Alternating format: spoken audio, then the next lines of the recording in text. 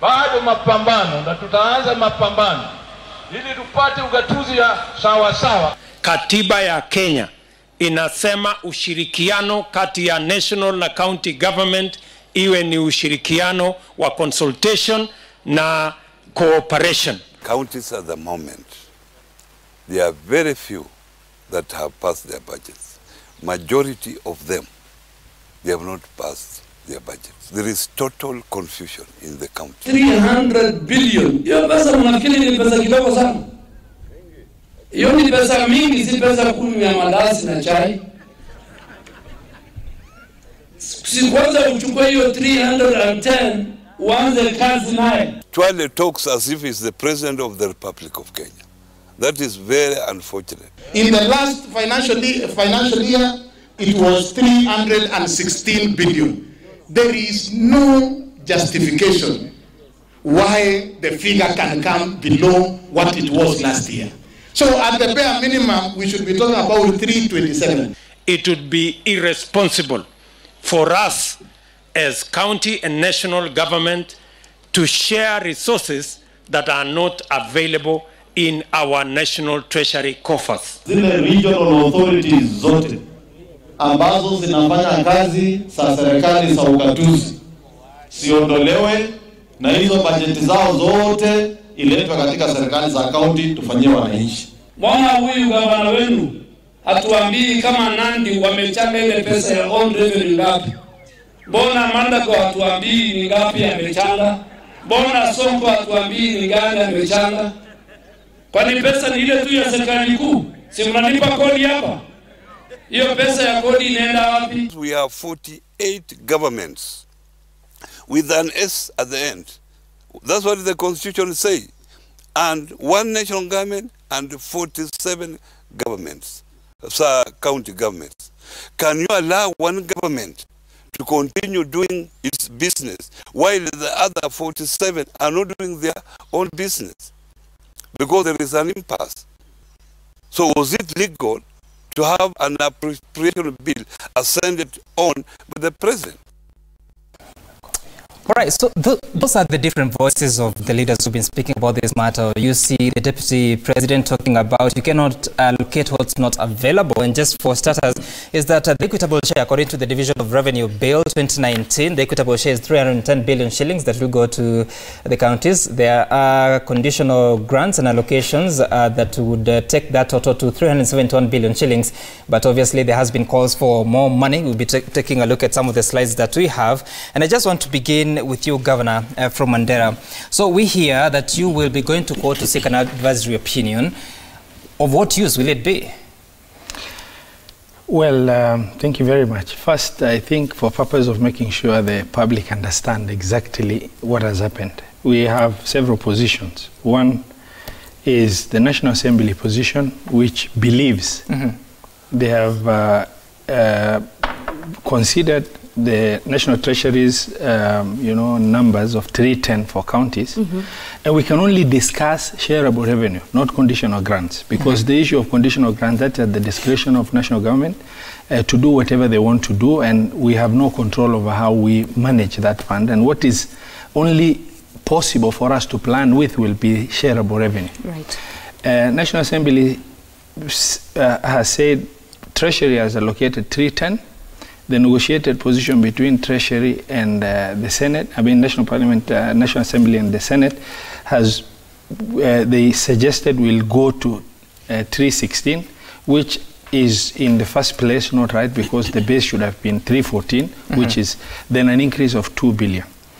The Senate has considered the recommendation of CRA, which is 335, and moved down to 327 as absolute minimum for us to deliver services. The governors requested for 344, later moved down to 335, and later accepted the position negotiated by, the position taken by the Senate of 327. Now, what we have and what the governors are requesting for is an increase, accepting the position of a recommendation by CRA, which is just an increase of 21 billion shilling. 21 billion shilling against 47 counties will translate to 440 million. And that against inflation of more hospitals to be opened, more ECD centers to run, more boreholes to maintain, more roads to maintain, you know, more livestock to attend to, and more CBAs between us and like what you've seen, many strikes to honor. All of that within this 440, which will be out of that 21 billion shilling. Now, just to conclude. Yes. The national government has allocated 450 billion shilling to what they call the Big Four agenda, which are all devolved functions. We're asking, how difficult is it to move 20 billion shilling from that, which is all devolved functions, and put it in shareable revenue to 335, which is the minimum consideration for us to deliver services as county governments. So at the level where we are, the discussion between National Assembly and Senate has failed. The IBEC negotiation has failed, where we were also involved. Yes. Listening to Governor Katisho, listening to you, you're talking about an expenditure that is more or less recurrent. And one wonders then, why do we need more money just to go and spend? What justification do you have? Are there real gaps that you're facing in your county that this money would make quite a difference? Absolutely. I mean, I'm only giving you realities of service delivery. Running a government is not all about, you know, what you see as only infrastructure building. But is more money the solution? Absolutely. I mean, the issue is it requires, and there's rate of inflation within running the government and providing basic services such as healthcare, you know, such as programs that are devolved, water and agriculture. And these are all devolved functions. As we institutionalize and operationalize devolution, we are getting more and more, you know, realistic to the demands of the public in delivering better services. Right. The challenges are better services cost money, okay? And that is what we are trying to base on. And looking at 21 billion shilling against 47 county government, translating to 440 million, against the inflation of service delivery, you know, pressure in terms of the many things. Remember, places like ours didn't have any resemblance of healthcare system. We're institutionalizing healthcare now. Okay. So let's loop in also Dr. Ida into the conversation. That 310 billion Kenyan shillings, Treasury cannot even disperse it until this problem is solved. But at the end of the day, today when the governors go to the Supreme Court, what does this mean for residents of Mandera, since that 310 billion will not be dispersed? What does it mean for voters of Homa Bay? What does it mean for residents of Elders? Because at the end of the day, projects will stall. I think there are three things. First, has devolution worked? Devolution has worked very well. And for those of us who come from marginalized areas, the benefit that we have got from devolution over the last 6 or 7 years is more than what we have got in development actually since independence. To that extent, I'm a firm believer. And it's one of the things that we negotiated for under the current constitutional dispensation. So that will always jealously defend, and I'm sure Senator Kajang will also agree, because the region has always been in the opposition and therefore always denied a portion of the national cake, and right now the national cake is automatic. That we agree. The other bit is something that Governor Roberts alluded to, which I think may not be very accurate. The issue of Big Four agenda is not all devolved. The issue of security, food security, the issue of universal health. But food security is basically agriculture. Absolutely. Let me say, all of them are not devolved. That is why right now, perceptionally, there's a jurisdictional conflict. I'll call it perceptional interpretation of both the letter and the spirit of the current constitution by the management or the leadership of both levels of government. And I think some of these things eventually will domesticate, will be sorted out, and people will understand the true position of the law in certain things. Because we can't just tie. Kenya is one unitary state with economic devolved units. So it's like if you compartmentalize and say this is for the national government, this is for the county government, then we won't have a country, because this is not a confederation, this is not a federal state, this is a unitary state with one similar, but with an arrangement to have 47 county government units as part of our governance structure with one unitary state called Kenya. So in your view, is 310 billion shillings enough? Let me come to this. Now, we must avoid a situation where we'll rely on something called paper economy, paper money. Paper money is the minting of money that is not baked on the critical factors of production, of economic production. And many countries, and that is one thing that actually precipitates inflation. So I think I agree to some extent when Treasury scaled down their projections from 1.8 trillion to 1.74 to eventually 1.65 trillion and bake the same sharing of revenue on the same. That is a very, very real. I don't purport to speak for Treasury, but it's a very realistic approach because our economy is interdependent on global events, our economy is interdependent on regional issues, our economy is interdependent on geopolitical issues, and it's only fair to be realistic and spend what you think you can easily collect. Okay. So that's one. Secondly, this formula, this crisis right now, and I'll be very pragmatic on this. For me, I see the disagreement as a spillover of a certain jurisdictional conflict between the two houses, and by extension also the interpretation of devolution by certain quarters. I will still vote for an arbitrated solution, not going to court. Okay. The court will ultimately make a decision which will be acceptable to all, but that might not be the right decision. That might not be the right approach. It may not be beneficial. You still haven't answered my question. What does all this mean for Wanjiku, the residents? All these, and I think all this means delayed services, delayed development, okay, poor services, and that's why the sooner this thing is sorted out, the better for everybody. But for now, politics is at the center stage. The two houses are fighting for their own space based on perceived interpretation of their role. Luckily for those of us who are in parliament, we know the Senate that we wanted.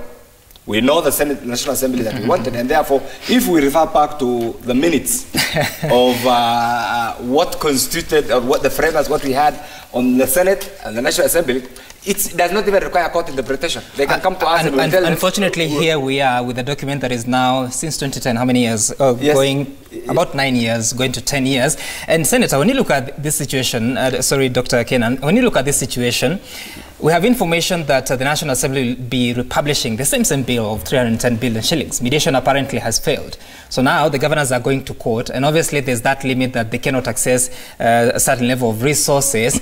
I mean, don't you feel leadership has failed this country, and how do we get out of this situation without necessarily going to the longer process of the courts? As they say that madness is doing the same thing over and over again and expecting different results. By publishing DORA in the form that has been rejected, you're not going to get anything different, because it will still be subjected to both houses, it will still be subjected to mediation, which could collapse again, thereby extending the crisis. There are certain corners of the Constitution, because we started by talking about referendum, certain corners of the Constitution that even we in Parliament have not internalized, even we in Parliament have not appreciated, and particularly budget making. Budget making technically has shifted from Treasury, and Parliament now has got a greater say on the budget. And that is why when Rotich comes to read the budget, it is no longer a national holiday as it was in the past, because the budget has been subjected to so many stages, starting from January all the way to July. It has been subjected to review by the CRA, it has been discussed at IBEC, the budget policy statement has been brought to Parliament, and so it no longer becomes a classified thing.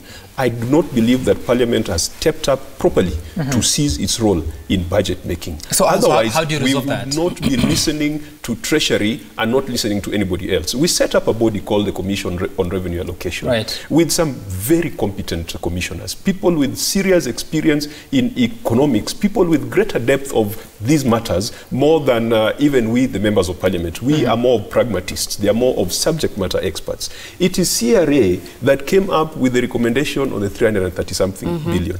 And it is a fallacy to say that we want to share money that is not available. We are not sharing the revenue of 2018-2019. We are sharing the revenue of 2014-2015. We are actually sharing revenue that has already been collected. And that is why it has been framed that way in the Constitution, so that you do not share what is not available. So we are not even sharing 3 trillion, the current national budget. We are sharing the revenue last audited and adopted by the National Assembly. That is 2014-2015. So it will be wrong. We'll be setting up counties, governors, and against the people by saying that we are sharing something that does not exist. My view is this. The president and the deputy could also be playing a game. One is becoming a bad cop, and the other one is playing the good cop game.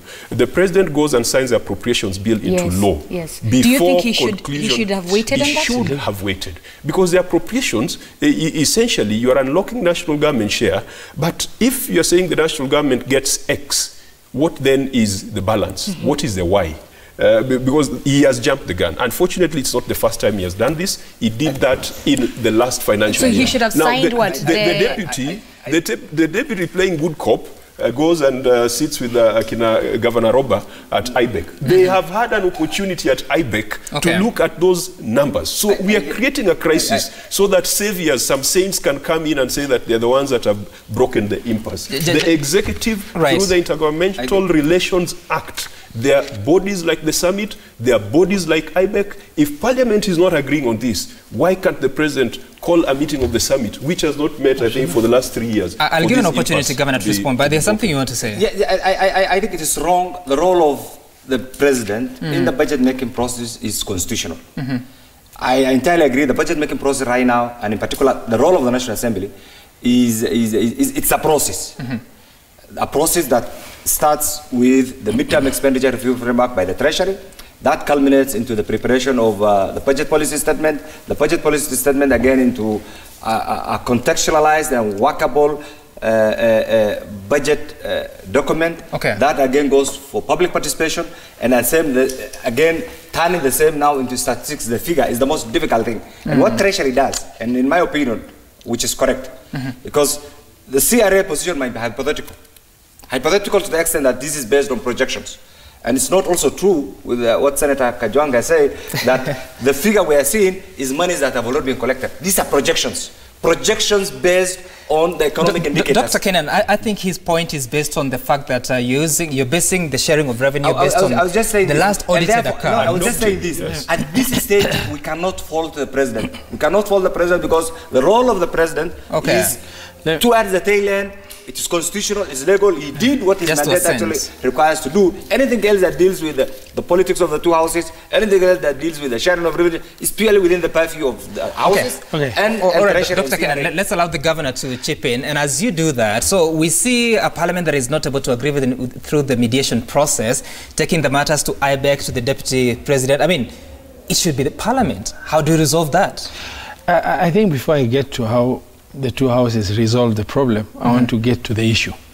Your question is, why are governors headed to court? To court, yes. The issue in question is the legality of whether the appropriation bill should be enacted into law before DORA has been enacted. DORA forms the basis of division of revenue between the two levels of government. So you also agree that the president shouldn't have signed the appropriation Absolutely, bill? And that is why we headed to court, to get an interpretation from legal perspective as to the legality of whether that act should have been enacted or not. Two, and I disagree, with my brother, Mheshimiwa Kenan. We do not arm twist National Treasury to publish certain projected numbers. For all we care, they can decide to put it at 1.5 trillion as their realistic collectible planning number. We do not arm twist. So but whenever they bring a proposal on what they perceive as realistically collectible, and that is what we base our planning on. And so you cannot say there is no money available. So far you haven't planned anything? Absolutely. We cannot say there is no money available because it's not us suggesting. It's National Treasury suggesting what amounts to say this is the budget of the government in the coming financial year. So, Governor, you haven't planned anything financially for the next financial year? Let me finish, because it's critical for Kenyans to understand. The position that Senator has alluded to of the basis of revenue sharing for counties between national government and county government is based on past government performance, not future. The position of the law is division of revenue is based on audited revenues of performance approved by Parliament, and that is in 2015. And as such, past performance cannot be called unrealistic because it's a sunk reality. It has already happened. in that regard. But maybe the deputy presidency is looking at the other priorities in spending. No, but the issue is devolution a priority for the president and deputy president? That is the question we need to ask. So this row between the Senate and the National Assembly, one would then say it's an issue of jurisdictional supremacy rather than that with principle, which is now ideology and truth at the end of the day. I think under the current constitution, we do not have an imperial presidency. We have a presidency that is accountable, and that includes the president and the deputy president. We have a president that's accountable to the rule of law, and that is what for those of us who are there, what we envisage is to have everybody accountable to the rule of law. And therefore, for me, the role of the deputy president actually as a convener between the two levels of government is clearly spelled out actually. And therefore, what the deputy president did is to sort out the agreement clearly he didn't succeed. That comes to the position that Senator Kajwang alluded to. Who is more honest? Let me clarify this. Yes. The president is not part of the legislative, call it the budget making framework. He comes in towards the tail end. If all the players from 1st January to July fail to agree, I don't think whether the president can easily just be blamed. Okay, so we need to take a short break, but we come back with this. Let me say this. For exercising his constitutional mandate, equally, the role of the judiciary is to act as a neutral arbiter. The neutral arbiter in effect, we have government. And therefore, there is no harm. For me, I'll say this. I want to clarify this. For me, there is no harm in the Council of Governors seeking a judicial interpretation of the same. But again, it's what does Governor Ali Roba, a very respected second-term governor, said is correct. That what they are short of now, as Madeira counts, about 400 million. If strictly going by, if the additional...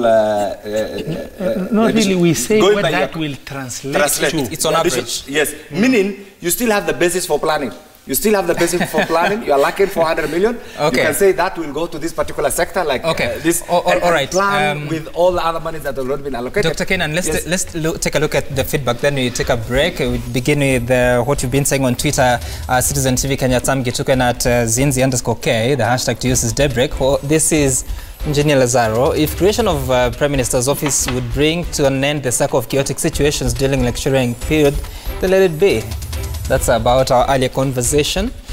Then this is who? This is... Burhan VP is what you call yourself. You say, please ask the governor the fate of over 700 youth whose employment he has cancelled. Where do they turn? Of course, we'll come back with that question for the governor. You also on Twitter, you say... Jacob Abere, whatever the National Assembly is doing to devolution is open secret. They want to kill it. Let governors go to court and the National Assembly to SRC on allowances. Parliament is playing with taxpayers' money. If they can't, then we may dissolve Bunge. That's quite radical. Still sticking to Twitter. Right.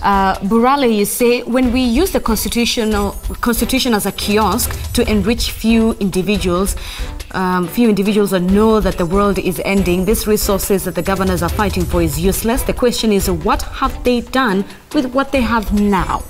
Whoa, what have they done with what they have now? On SMS, you say? Nixon Dugire from Kindaruma, revenue allocation standoff, maize issue standoff, political standoffs. Who will now cover all these standoffs for Anjiko? And I think that's the best opportunity to take a break. When we return, we'll be posing those questions to Governor Ali Roba and, of course, looking at the contentious issue of own-source revenue that leader of majority at the National Assembly, Aden Duale, is saying that the governors need to explain what they're doing with that money.